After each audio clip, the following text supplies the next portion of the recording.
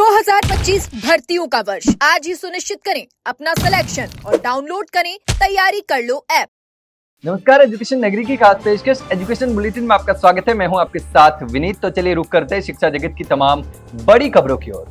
राजस्थान के 15 लाख से ज्यादा बेरोजगारों की आंखें इस बात का इंतजार कर रही हैं कि आखिर कब थर्ड ग्रेड शिक्षक भर्ती का विज्ञापन जारी होगा, क्योंकि घोषणा हो चुकी है लेकिन नोटिफिकेशन का इंतजार खत्म होने का नाम नहीं ले रहा।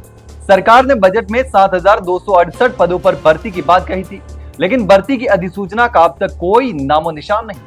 ऐसे में बेरोजगारों की उम्मीदें धीरे धीरे टूटने लगी और बेचैनी बढ़ती जा रही है।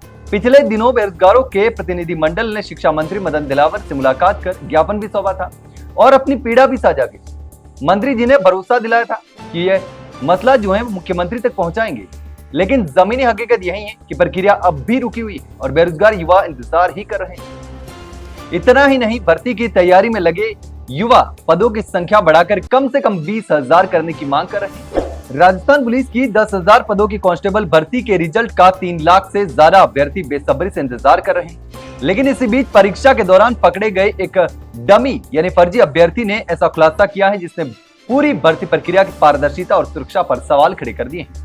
13 सितंबर 2025 को हुई परीक्षा में उदयपुर के एक सेंटर पर एआई तकनीक से एक डमी कैंडिडेट पवन कुमार शर्मा को पकड़ा गया था।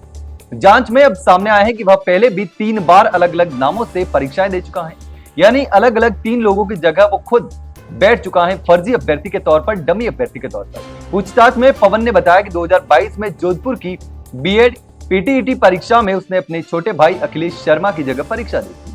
इसी साल जयपुर में आयोजित पुलिस कांस्टेबल परीक्षा में भी वह भाई के नाम से बैठा था। हाल ही में 2 जून 2025 को बीएसटीसी परीक्षा में भी उसने ताऊ के बेटे जितेंद्र शर्मा की जगह परीक्षा दी। पवन ने फर्जी डॉक्यूमेंट्स बनवाकर पहचान भी बदल ली, लेकिन एआई से सब उजागर हो गया और पकड़ा गया। अब प्रतापनगर थाना पुलिस ने सोडाला थाने में एफआईआर दर्ज करवाई है। राजस्थान में स्वास्थ्य व्यवस्था पर फार्मासिस्टों की भारी कमी का सीधा असर पड़ रहा है। प्रदेश में वर्तमान में सिर्फ 4,686 फार्मासिस्ट ही कार्यरत हैं, जबकि रोगी भार के अनुसार 11,512 फार्मासिस्टों की जरूरत है। कि इतने फार्मासिस्टों की कमी, यानी कुल 6,826 फार्मासिस्टों की कमी महसूस होने लगी है, जितने पद जो खाली पड़े। लेकिन इस मुद्दे को लेकर बेरोजगार फार्मासिस्टों ने लंबे समय से सरकार से नई भर्तियों की मांग भी कर रखी है। अब इस मांग को लेकर विधायकों ने भी मोर्चा खोल दिया है। बेरोजगार फार्मासिस्टों की पहल पर कई जनप्रतिनिधियों ने सरकार से किए पद सृजित जल्द करने की प्रक्रिया शुरू करने की भी मांग उठाई है। इस मुद्दे पर 50 से ज्यादा विधायकों ने मुख्यमंत्री भजनलाल शर्मा और स्वास्थ्य मंत्री को पत्र भी लिखा।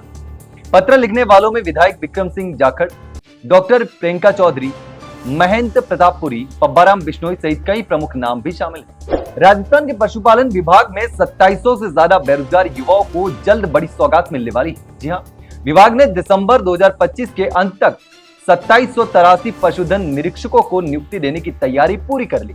यह भर्ती राजस्थान कर्मचारी चयन बोर्ड द्वारा आयोजित परीक्षा के माध्यम से की जा रही है। बता दें कि इस 13 जून 2025 को हुई इसकी परीक्षा हुई थी। 17 अक्टूबर 2025 को रिजल्ट जारी किया गया था। इससे पहले विभाग ने 5778 पशु परिचर के पदों पर भी नियुक्ति दे दी है। पशु परिचर सीधी भर्ती के लिए कुल 6433 पदों के लिए 1 से 3 दिसंबर 2024 तक लिखित परीक्षा करवाई गई थी। हालांकि इस भर्ती के दिव्यांग और खेल कोटे के अभ्यर्थी अभी भी इंतजार कर रहे हैं। इसके साथ ही आपको बता दें कि पशुपालन विभाग में 1100 पशु चिकित्सक अधिकारियों के पदों पर भी जल्द ही सीधी भर्ती की जानी है। आने वाला नया साल राजस्थान के लाखों युवाओं के लिए बहुत ही खास रहने वाला है, क्योंकि इस साल परीक्षा प्रणाली में कई बड़े बदलाव और नवाचार लागू होने जा रहे हैं। करीब 30 लाख विद्यार्थी सीबीएसई, आरपीएससी, इंजीनियरिंग, विश्वविद्यालय परीक्षाओं और अन्य प्रतियोगी परीक्षाओं में शामिल होने वाले हैं। सबसे बड़ा बदलाव सीबीएसई की 10वीं परीक्षा में होने वाला है, जो साल में 2 बार आयोजित करवाई जाएगी। पहला चरण फरवरी में और दूसरा मई में, जबकि परिणाम अप्रैल और जून में घोषित होने वाले हैं। 12वीं की परीक्षा पारंपरिक वार्षिक प्रणाली से ही होगी, लेकिन बोर्ड ने 75% उपस्थिति को अनिवार्य कर दिया है। उच्च शिक्षा की बात करें तो महर्षि दयानंद सरस्वती विश्वविद्यालय अजमेर से जुड़े कॉलेजों में यूजी थर्ड ईयर से सेमेस्टर प्रणाली लागू कर दी गई है।